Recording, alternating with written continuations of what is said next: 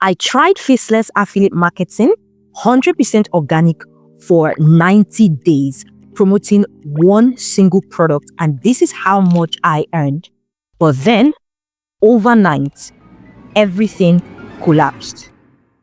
The same strategy, the same effort, but suddenly, less clicks, no sales. So what exactly happened? And more importantly, what did I learn that completely changed how I approach this?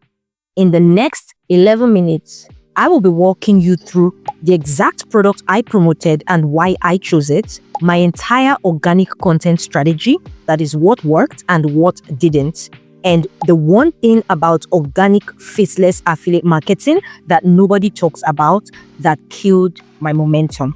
And at the end, I would show you the pivot I made that actually makes this sustainable. So if you're thinking about affiliate marketing organically and you probably don't want to show your face, or you are already doing it, then this would save you months of trial and error.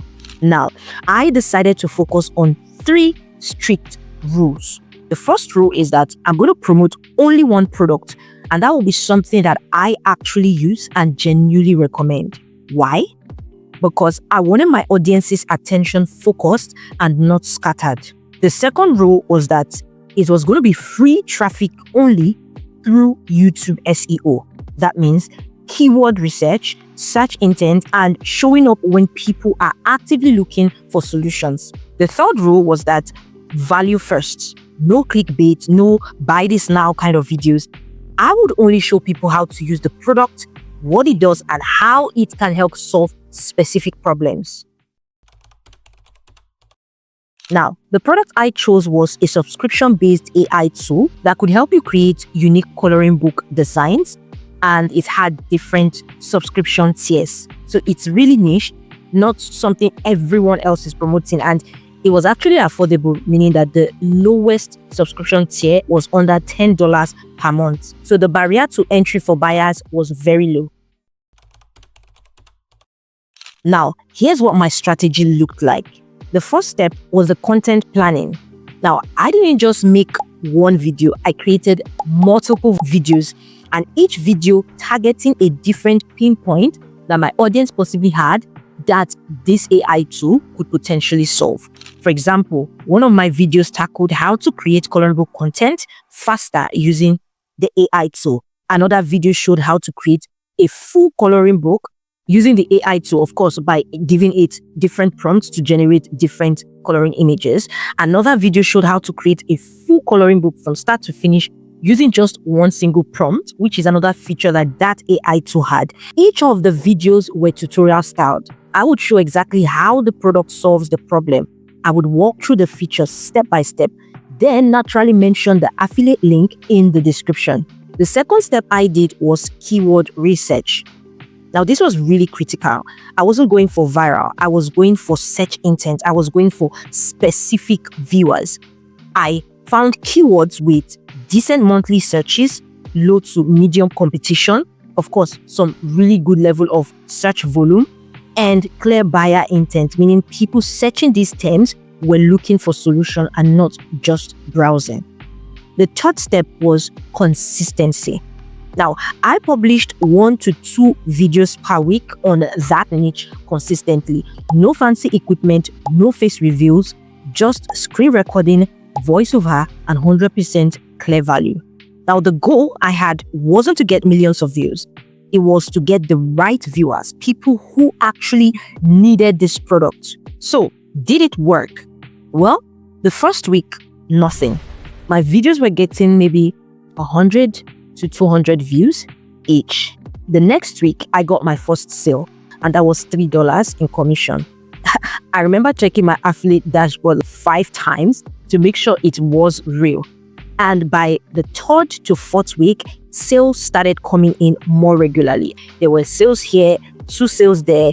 Nothing really crazy, but it was consistent. Even though some days I had more, some days I had less, but the trend was upwards.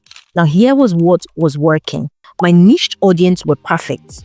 They were small, but they were highly engaged. The keyword-rich titles meant people found me when they were ready to buy. And the value-first approach built trust. People would watch the full tutorial, then click the link. It was not life-changing money, but it was proof of the concept that it was working. And I thought, wow, this is really a simple passive income model. Then week 10 hits and the sales slowed down. Just only one sale and then nothing, and nothing still. It was the same videos, the same strategy, the same effort, the same level of value, but suddenly fewer clicks and no conversions. At first, I thought it was just a bad week. Maybe people's budgets were tight. Maybe it was just a seasonal thing. But then I dug deeper into the analytics, and that's when I saw it. My videos were dropping not because YouTube stopped recommending them, but because people stopped searching for those keywords. And even with the search volumes, the keyword became highly competitive. Now, here's what nobody tells you about YouTube SEO. YouTube isn't like Instagram or TikTok where you can go viral and, ride the wave. YouTube for search-based content is an SEO platform. Your videos show up when people search for specific terms. And if that search demands drop, your views drop, your reach drops, your sales drop. As well, if that search term becomes more competitive, people that are more established in terms of higher views will tend to show up more, and your videos are going to be buried all the way down. And that still equals to the fact that your view drops, your reach drops, and your sales drop. In my case, the keywords I targeted were trending for a specific reason, probably a seasonal trend. And when that trend cooled off, or when more people began to kick into that trend, so did my traffic. My traffic became buried. Now, the product didn't change, my content didn't change, but the keyword demand and the competition did. That was when I realized that niche products are powerful, but they come with a hidden trap. Now, here's what this taught me. The niche advantage trap.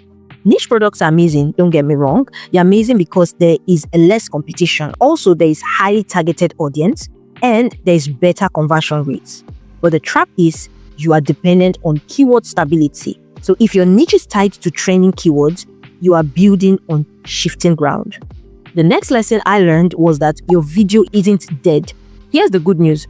Just because your keyword drops doesn't mean your video is permanently dead. Search trends fluctuate. That keyword could pick back up in a few months. People's needs could change. New platform updates could happen. But you cannot just sit around waiting for that miracle. The third lesson I learned was the diversification timing. This was where I made my pivot. I didn't abandon the product, but I started promoting another product. Still within the same broader niche, but targeting keywords that were more stable, consistent search volume, and lesser competition. And here's the thing. Because I stayed in the same broader niche, I didn't have to rebuild trust or audience knowledge from scratch. So if you're doing affiliate marketing organically and you're not showing your face, or you're thinking about starting, here is what you need to know. First, choose your products wisely. Something you actually use and believe in. Niched is actually good, but check the keyword stability. And affordable price point equals to easier conversion, especially as a beginner if you're just starting. The second thing you need to know is that keyword research is everything. You don't just want to look at search volume. Look at the trends over time. Look at the competition over time. Find evergreen problems, not trending issues. Another thing you should know is you want to create multiple videos. One video doesn't cut it. Cover different pain points and use cases. You want to cast a wider net within your niche. The fourth thing you should know, like I always say, is value first, always. You want to show, not just tell, because people buy from creators who educate, not just pitch. And the fifth thing you need to know is that you must be willing to plan for pivots. You don't want to put all your eggs in one keyword basket. You want to be monitoring your analytics closely and be ready to transition to related products or broader keywords when needed.